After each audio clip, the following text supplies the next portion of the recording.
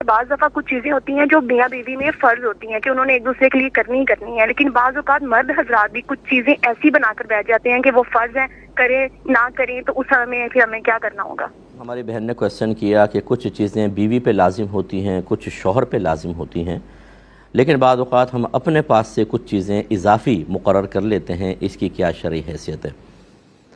دیکھیں، میں گزارش کرتا ہوں سب سے، ایک ہوتا ہے فرض، ایک ہوتا ہے حق، ٹھیک ہے نا؟ ایک ہوتا ہے کچھ چیزیں آپ پہ لازم ہیں کہ آپ دوسرے کے لیے کریں، شریعت نے لازم کی ہیں، ہم کہتے ہیں یہ فرض ہیں آپ پر، اور ایک ہوتی ہیں کہ کسی اور پر کوئی ذمہ داری آپ کے حق میں ڈالی جاتی ہے، اسے آپ کا حق کہا جاتا ہے۔ حق کی تعریف ہی آسان الفاظ میں یہ ہے کہ یہ ایک ایسی ذمہ داری ہوتی ہے جو ایک ذات کو بنیاد بنا کر کسی دوسری ذات پر لازم کی گئی ہوتی ہے۔ اب اگر اللہ تعالیٰ نے کوئی ذمہ داری کسی پہ لازم کی ہے اور اپنی ذات کی وجہ سے کی ہے تو اسے کہتے ہیں حق اللہ، اور اگر بندوں کی وجہ سے کی ہے تو حق العبد کہتے ہیں۔ پھر اگر ماں باپ کی وجہ سے بچوں پہ کوئی ذمہ داری ڈالی ہے تو یہ ماں باپ کا حق،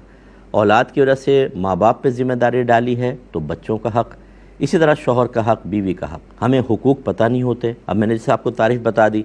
حق ثابت کرنے کے لیے سب سے پہلے شرعی دلیل چاہیے،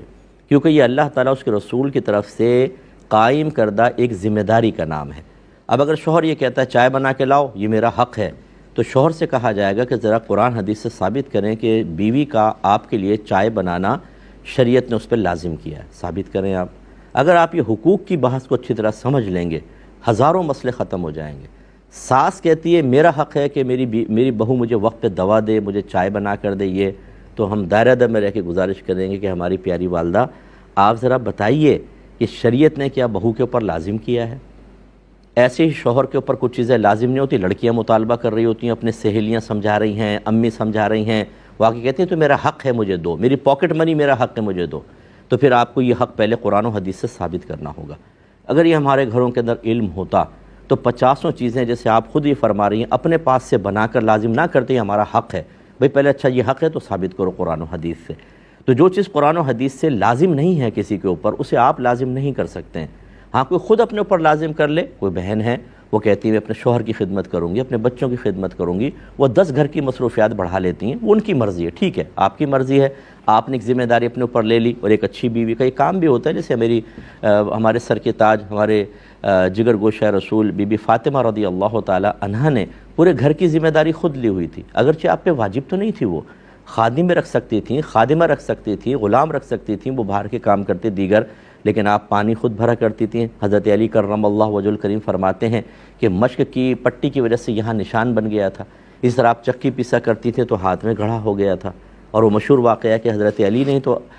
فرمایا کہ آپ جا کے نبی کریم صلی اللہ علیہ وسلم کے کچھ غلام آئے ہیں، ایک غلام لے لیں تاکہ آپ کا کام آسان ہو جائے، لیکن بی بی فاطمہ گئی، سرکار نہیں تھے، واپس آ گئیں، سرکار آئے اور سرکار نے پھر یہ بات سن کے ارشاد فرمایا اے فاطمہ کیا میں تمہیں اس سے بہتر چیز نہ بتا دوں؟ پھر آپ نے تسبیح فاطمہ تعلیم فرمائی۔ تو اگر کوئی خود اپنی ذمہ داری لیتا ہے، ایسے شوہر کے اوپر بہت سی چیزوں کی ذمہ داری نہیں ہوتی، لیکن وہ اپنے پاکٹ منی بھی دے رہا ہے بیوی کو، ویسے خیال کر رہا ہے، کوئی شادی بھی ہو رہی ہے، نئے جوڑے لا کر دے دیے، باہر گھمانے لے گئے مناسب مقامات پر، یہ ذمہ داریاں بعض اوقات شوہر اپنے اوپر لے لیتا ہے۔ تو اب خلاصہ کلام یہ ہے کہ جو ذمہ داری اللہ نے لازم کی اس میں آپ کوئی کوتاہی کرے گا فریقین میں سے گناہ گار ہوگا۔ دوسرا، اللہ نے ذمہ داری کسی کو نہیں دی لیکن ہم کہہ رہے ہیں میرا حق ہے، یہ تم پہ ذمہ داری ہے،